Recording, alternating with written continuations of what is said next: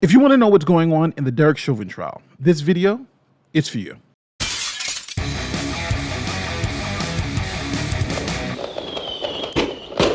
Welcome to the channel. My name is Nate the Lawyer. If it's your first time here, don't forget to like this video, share this video, and subscribe to the channel if you like what you hear. Now today specifically, I want to talk about the felony murder rule and how it's being applied in this case. I think it's such a unique rule in American law. I don't think a lot of people understand how easy it is to get convicted for felony murder in the United States. So as we start our discussion with felony murder, the first thing you need to know is felony murder is what is known as a strict liability crime. It's unique in the American justice system.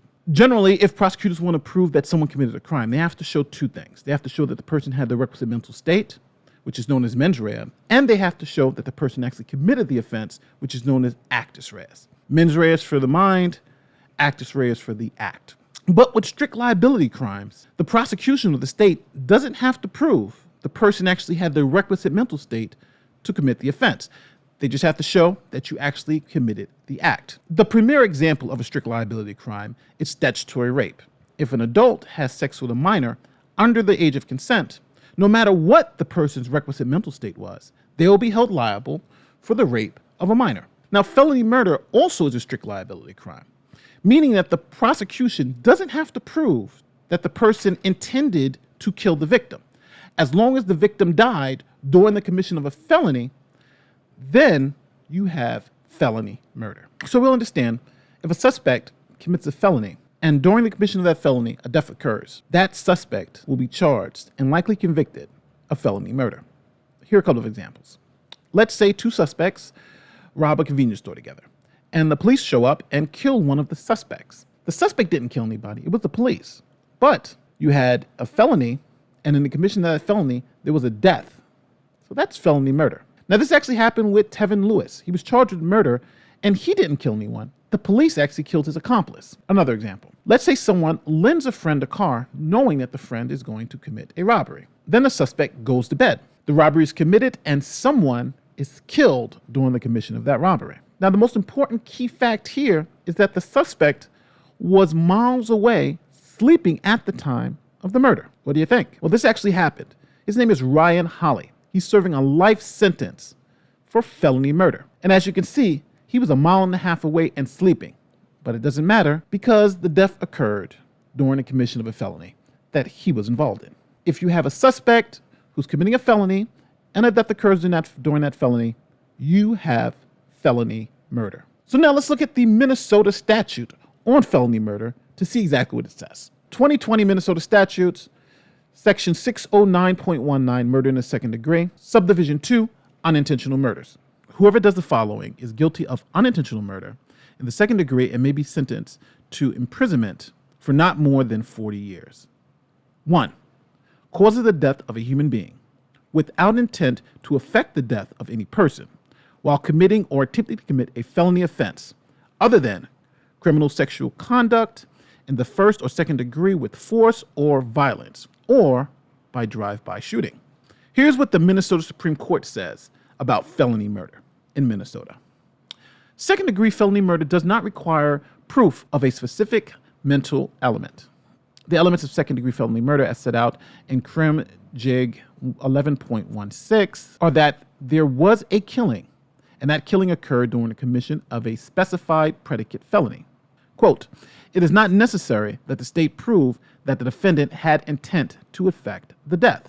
Close quote. The felony murder rule allows one whose conduct brought about an unintended death in the commission of a felony to be found guilty of murder by impugning malice when there is no specific intent to kill. Also, the Minnesota State Supreme Court, in a case called State v. Anderson, made it very clear that the underlying felony for a felony murder conviction and charge must be inherently dangerous. This separates violent crimes that are inherently dangerous with nonviolent offenses. Here's an example. Let's say someone is drinking and driving, and they are in the commission of a felony drinking while intoxicated. While in commission of that felony, someone dies. Well, since drinking and driving is inherently dangerous, that person, Matthew Raymond Smoot, was convicted of felony murder. Why? Because he committed a felony that was inherently dangerous and a death occurred. Again, unintentionally, but that is second-degree murder. So now let's go to the charging document, the state of Minnesota versus Derek Michael Chauvin. Here we're going to be focusing on count 1. The charge is second-degree murder, unintentional while committing a felony. As you can see, the Minnesota statute 609.19.21, the one we read before, where the maximum sentence is imprisonment for not more than 40 years. Offense level is a felony. Charge description. On or about May 25, 2020 in Hennepin County, Minnesota, Derek Michael Chauvin caused the death of a human being, George Floyd, without intent to effect the death of any person while committing or attempting to commit a felony offense other than criminal sexual conduct in the first or second degree with force or violence or by drive-by shooting. And then they list the underlying felony, namely assault in the third degree. Derek Chauvin, who's the suspect, is alleged to have committed assault in the third degree, which is an inherently dangerous felony, and the death of George Floyd occurred during the commission of that felony. That gives us felony murder. So the first thing we should look at is whether Derek Chauvin committed assault in the third degree. Because without assault in the third degree, you can't get to felony murder. Minnesota statutes, 609.223, assault in the third degree. We'll look at Subdivision 1, which says substantial bodily harm. Whosoever assaults another and inflicts substantial bodily harm may be sentenced to imprisonment for not more than 5 years or to payment of a fine of not more than $10,000 or both. Again, assault in the third degree. So now we need to go to section 609.02 definitions and see if assault in the third degree is a felony. Felony means a crime for which a sentence of imprisonment for more than 1 year may be imposed. Well, here the sentence of imprisonment for not more than 5 years satisfies the requirement. Assault in the third degree is a felony. So now let's go back to definitions and look at Subdivision 7A, which defines substantial bodily harm. It reads, substantial bodily harm means bodily injury which involves a temporary but substantial disfigurement or which causes temporary or substantial loss or impairment of the function of any bodily member or organ, or which causes a fracture of any bodily member. So the state's going to try to show that this was an assault because George Floyd lost consciousness, and losing consciousness fits the definition of substantial bodily harm.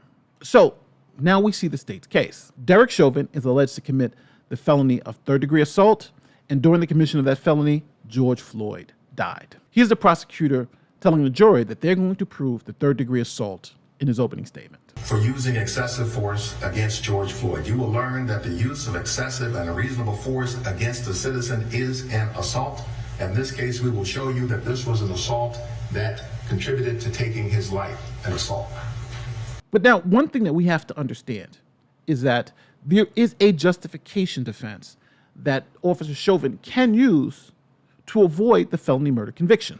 Section 609.06, authorized use of force. Subdivision 1, when authorized, except as otherwise provided in Subdivision 2, reasonable force may be used upon or toward the person of another without the other's consent when the following circumstances exist or the actor reasonably believes them to exist. And as we see, in effecting a lawful arrest. So if Derek Chauvin was effecting a lawful arrest and he was using reasonable force, then he would be justified in the force used and therefore would have not committed a third-degree assault. So this case is going to come down to whether the force that Derek Chauvin used was reasonable in effecting a lawful arrest. So here we're going to try to figure out whether Derek Chauvin's use of force was reasonable. Let's look at the arguments for both sides. First, the defense is going to say this technique was actually trained to Officer Chauvin in his training academy. Here's the PowerPoint slide. Even in the training materials, it says, place the subject in the recovery position to alleviate positional asphyxiation. Now, a lot of people don't understand. Just because officers are trained to do something doesn't mean they can't do it in an excessive manner that causes somebody to be injured. That's exactly what excessive force is. Now, the prosecution is going to present experts, and these two experts are going to show how this is not a reasonable use of force. And these two experts are experts in the use of force. Also, they're going to have a sergeant from the Minneapolis Police Department also testify that this was not an appropriate use of force in this particular situation. That there's no cause to use that force in the first place. You're going to hear from Minneapolis Police Sergeant David Pleager, who's going to come and talk with you. He was the officer on the scene, so he arrived at the scene after this took place. He is going to tell you that the force against Mr. Floyd should have ended as soon as they put him on the ground in the first place, meaning that the 929 should not have been even a 1, much less the 929. All right, previous questions withdrawn. Mr. Slisher, would you ask your question? Thank you, Your Honor. Sir, based on your review of the body-worn camera footage, do you have an opinion as to when the restraint of Mr. Floyd should have ended in this encounter? Yes. What is it? When Mr. Floyd was no longer offering up any resistance to the officers, they could have ended their restraint. And that was after he was handcuffed and on the ground and no longer resistant? Correct. Thank you. I have no further questions, Your Honor. The state is going to try to prove that Derek Chauvin committed an assault in the third degree. If Derek Chauvin's defense team can show that he was justified, you won't have assault in the third degree, and he will be found not guilty of felony murder. This piece is so important to both sides. I want you to listen to both the prosecutor's opening statement and how many times they use the term use of force, and we're going to look at the defense and how many times they use the term use of force. Represents the essence of the Minneapolis Police Department approach to the use of force against its citizens. A sanctity of life and the protection of the public shall be the cornerstones of the Minneapolis Police Department's use of force. You're going to learn in this case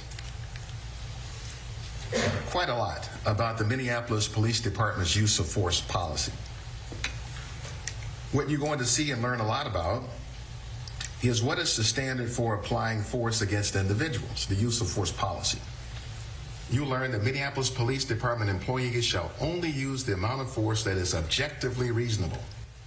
What you learn, ladies and gentlemen, is that the use of force must be evaluated from one moment to the next moment, from moment to moment. What may be reasonable in the first minute may not be reasonable in the second minute. Meet an expert. His name is Jody Steger. He's a Los Angeles Police Department sergeant and a use of force expert for using excessive force against George Floyd. You will learn that the use of excessive and unreasonable force against a citizen is an assault. In this case, we will show you that this was an assault that contributed to taking his life. And putting him in the prone position handcuffed like this in the first place was uncalled for and was an excessive use of force, let alone for 9 minutes and 29 seconds. But we'll also bring in experts who will prove that the use of force here was not reasonable. Repeatedly throughout the course of this trial. What would a reasonable police officer do? What is a reasonable use of force? At this location, questions emerge about the reasonableness of the use of force. And this will ultimately become one of the decisions that you have to make. You will learn about things such as the authorized use of force, proportionality of force, excited delirium, defensive tactics, including prone handcuffing. What happens to a police officer or any person when they are involved in a high-stress use of force situation? And you will learn that Derek Chauvin did exactly what he had been trained to do over the course of his 19-year career. The use of force is not attractive, but it is a necessary component of policing. So we've talked about assault in the third degree, but now let's talk about the death of George Floyd. There are two competing theories. The defense is going to say that George Floyd died of a drug overdose. The prosecution is going to say that George Floyd died of asphyxiation. But the medical examiner's report says it was a combination of three things: the positional asphyxiation, George Floyd's poor health condition, and drug use. Here's the medical examiner's report. Here it says George Floyd died of a heart attack, complicating law enforcement's dual restraint and neck compression. Now, the first thing you'll say is, well, has anybody ever been charged with felony murder for someone having a heart attack? Well, yes. Here is State v. Nunn, 1980. The state at trial proved the defendant and two other young men unlawfully entered an estate carriage house in which the groundskeepers of the estate lived, and that while looking for property to steal, they were surprised by the sudden appearance of the tenant, whom they severely beat. The beating, while insufficient to cause the death to a healthy person, precipitated a fatal heart attack in the victim. Now, in this case, the defendants were convicted of felony murder. Derek Chauvin is alleged to have committed assault in the third degree, which is an inherently dangerous felony, and in the commission of that felony caused the death of George Floyd. And because that death occurred during the commission of a felony, you have felony murder. But I think all the charges hinge on this one simple question. Was this an appropriate use of force, or was this an excessive use of force? Let me know what you think in the comments section. My name is Nate the Lawyer. I hope you learned something today. I'll see you next time. Peace.